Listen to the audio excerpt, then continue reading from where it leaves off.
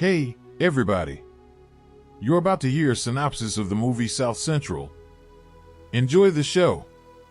South Central, early 80s. A young delinquent and member of the Gang of Two, Bobby Johnson, was released from juvie. He splashed a police officer with beer. While Bobby was in jail, the girl managed to give birth to his son, but he does not even know his name. Carol never visited him. Well, then he's gonna drop in on her right now. However, the mortified girl broke into the apartment of one Jimmy Lamp, a visiting dealer whose product is poisoning the local population. Ray doesn't like the gangster working their territory and is ready to defend it by force. Ray advises Bobby to watch his woman. Apparently Lamb's already got her hooked on something heavy. At home, Bobby sees Jimmy, his son, for the first time, but he is more interested in finding out what Carol forgot at the scumbag. According to the girl, he gave her money, but of course she gave nothing in return. The girl reproaches Bobby for the fact that he left her all alone without money and support. So he has no right to accuse her of anything. The young father has a heart for his son. Perhaps now the life of their family will change for the better. The twosome gather in the attic and discuss the expansion of their gang. Ray is going to take control of all of Los Angeles, but he has to start in his own neighborhood. Each must mark an iconic place in the city with graffiti so that others understand whose territory it is. There are hundreds in their organization now, and there will be thousands.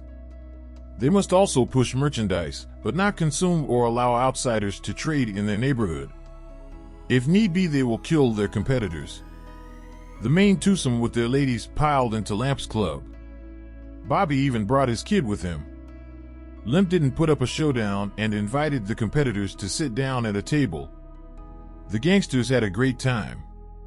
Ray sent the girls home. Now they need to take care of business. He also asks Bobby not to slack off. Understandably, he has a baby, but he is first and foremost a deuce. When Bobby and the baby got home, he was blocked by Lamb and demanded that the guy follow him. Back at the apartment, he drugged Bobby with his product. He'd never tried anything like it. He's getting uncomfortable. Limp threatens him and his gang. If they don't want to live peacefully, then many will die. Bobby didn't get home until early in the morning. Carol was lying on the bed and lost. Lampa keeps drugging her with something. During the night, the twosome decided to make an armed raid on the club.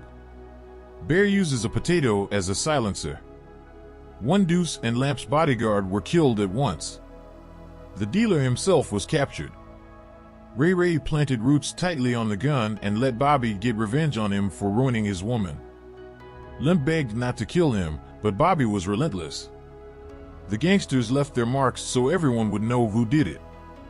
Bobby's become a wetback and now he'll get a special mark, a fly under his eye. It's also been tattooed. Bobby can't come to his senses. Carol saw the little black heart and immediately realized, "We have to get out of here," Bobby said.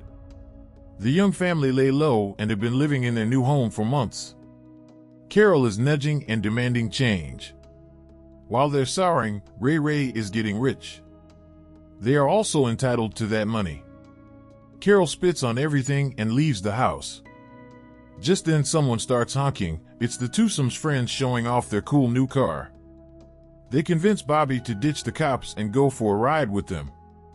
After a moment of hesitation, the killer agrees to take a ride around the neighborhood. The buddies immediately picked up a lady and hoped not to have fun, but the girl turned out to be an undercover cop. She arrested all three of them for possession and solicitation of women. The detective points Bobby to his fly. He knows perfectly well what that means. The policeman demands to know about the second gang leader, Ray, and also about one Jeannie Lamp. Bobby claims he's never heard of him. Then the detective shows him a hollow potato that was found at the crime scene. The gun was found with Bobby's fingerprints all over it. The guy asks to see his son. The detective states that Bobby will get 10 years and he won't hear his son's first words or see the boy go to school, but if Bobby cooperates and names names, he will get a slower sentence. It's been 10 years. Bobby didn't take the deal. Little Jimmy has grown up and is already a thief. And in the future with his friends plans to join the Gang of Two. Ray Ray and Bear are up, wearing stylish outfits and constantly changing cars. Ray Ray took the boy aside and suggested he go into business. Stealing receivers and tape recorders from cars, immediately he inspired the kid by giving him 320s. Bobby's been yelling and getting high over the years in prison. One of the 20s, Loco, gets pinched by white frat dudes. He owes them 8 cartons of cigarettes. Bobby stood up for his black bro. The Aryans put conditions on it. If the Deuces take on the dope fiend's debt, they gotta give him 15 blocks. Loco complains that Ray Ray kicked him out of the neighborhood, and he's been in the gang since the beginning. He's not protecting anyone in the neighborhood, just making money for himself. Meanwhile, Jimmy starts breaking into cars and stealing receivers. The thief is immediately given his cut. Loco keeps telling Bobby about the ringleader and how he makes his boys work over him and steal stereos. Ray Ray even uses his son, little Jimmy. The kid sees a couple having fun in the window. He intends to take advantage of the situation and steal the radio, but as usual the alarm goes off and the man immediately grabs his gun. He took aim and hit Jimmy right in the back. The boy was taken away soon after. Willie Manchester was taken to the station. The kid is in serious condition. Bobby became disillusioned with the twos. Because of Ray Ray, his son got shot. So he decided to leave the gang. Loco followed the brothers, because you can't survive here alone. Jimmy's back is riddled with bullet holes. He's very weak and sleeps most of the time. Carol comes to the hospital and taunts the nurse that since he's always asleep, she's going to go on business.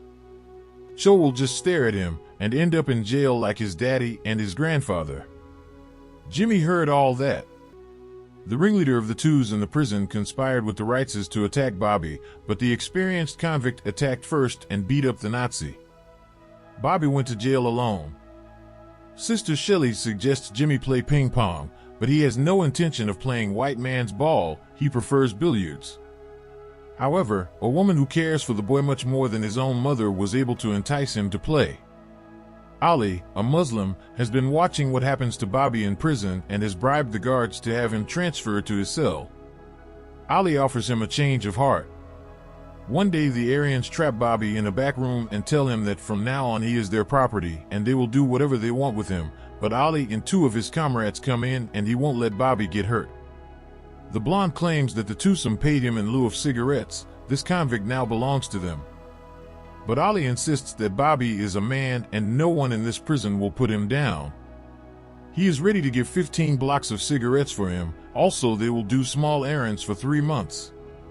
Thus Ali saved Bobby and resolved everything peacefully. Jimmy is crossed to talk to Dr. King on the subject of child abuse. The boy reveals that his mom uses substances and never cooks him food, and that school is for suckers. Bobby admits he wants to kill Ray Ray for using him and his son. Except where Bobby was when his son got shot. Ali also had a son, and he put too much pressure on him when he was raising him. The teenager couldn't take it, ran away from home and got involved with some bad people. Soon they killed him, and he took 3 of their lives in exchange. He got a life sentence because of it. Ali mentors Bobby and asks him to break the cycle of hate so his son doesn't grow up without a father. He owes him and will repay the debt by reading the right books for 2 hours every day. As Jimmy recovers, a policeman and a social worker come to pick him up. Shelley's sister asks the boy to trust these people. They will help him start a new life. The boy came back to hug the woman who, at least for a little while, replaced his real mother. From this day forward, Jimmy will live in juvie. When the boys wanted to take a run at him, he let them know he was one of the gang of 2. Ali keeps lecturing Bobby.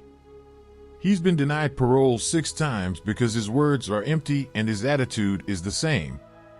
He has to change. The Nazi puts a dirty shoe on the book, which Bobby must clean according to the agreement. Bobby almost exploded, but restrained himself.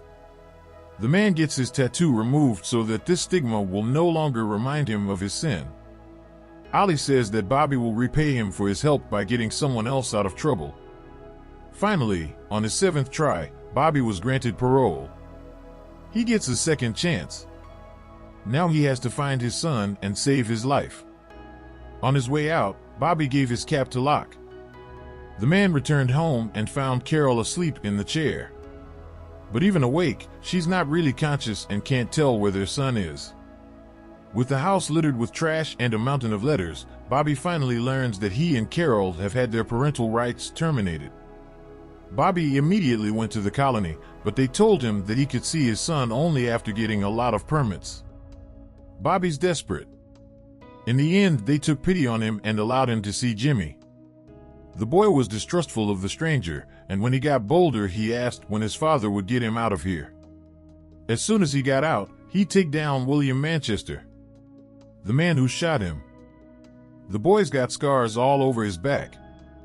Bobby apologized for not being there for him, and the kid is disappointed that his father brought down Blackheart under his eye. He put his gangster past behind him. The same should be done by his son. But the man replied that in that case Bobby wasn't his father and left. In the evening, when Carol's head had cleared, she hugged Bobby and cried, but she didn't want to talk about her son. In the morning, the man was awakened by the cops who were looking for Jimmy. He'd escaped from juvie the night before. Bobby drives around the neighborhood in search of his son, but the local gang only scowls in response to a request to help him. The man found the smallest two. They heard about the local legend and murderer Bobby Johnson, so they were happy to help him. The kids told him Jimmy was hiding in a warehouse. The door is opened by Bear, and he's aggressive. Ray Ray shows up. He's not happy about Bobby getting a tattoo. They've got 50,000 thugs in their organization, and he's one of the founders. You can't just walk out of the family, especially with half of everything belonging to him. But Bobby doesn't need all that, just his son. Jimmy sat inside wearing a bandana and says he's not going back to the colony. Ray Ray won't let that happen either. The Deuces are his parents now, except that because of the Deuces, Bobby got 10 years and Jimmy got shot. Ray Ray offers the kid a choice between dough, cars, and fun and going back to juvie. And he can get revenge on Manchester right now. To keep Bobby out of the way, Bear knocks him out with 2 punches. Ray Ray took the man out, took off his sack, and pointed to the kid he'd wounded that fateful night. Now he would get a bullet in return. Ray Ray handed Jimmy the gun and he pointed it at Manchester. Bobby walks up and asks his son to come to his senses. Ray Ray promises the boy a cool tattoo under his eye, especially since he's doing it for the Brotherhood. Bobby comes at Bear, knocking him out and taking away his gun. Ray Ray grabbed Jimmy's arm and pointed the gun at his father. Bobby covers Manchester with himself and puts the gun down on the ground. He tells Jimmy that if he hits a man, he will be healed early. If he steals, he can get back what he stole. But if he kills a man, there's no way he can undo what he's done. Not for him or his family. There will be no going back. Jimmy puts the gun down. Ray Ray Bobby says he'll save his son's life, even if he has to give his own. He wants to give him something that neither he nor Ray Ray's father had. After all, Ray Ray himself said he owed him, and all he wants is his boy. The perp puts the gun down and lets Jim walk away. Bobby promises his son he'll get him back through the courts and throws off his bandana. Ray Ray lets Manchester escape as well. A new life is about to begin for father and son.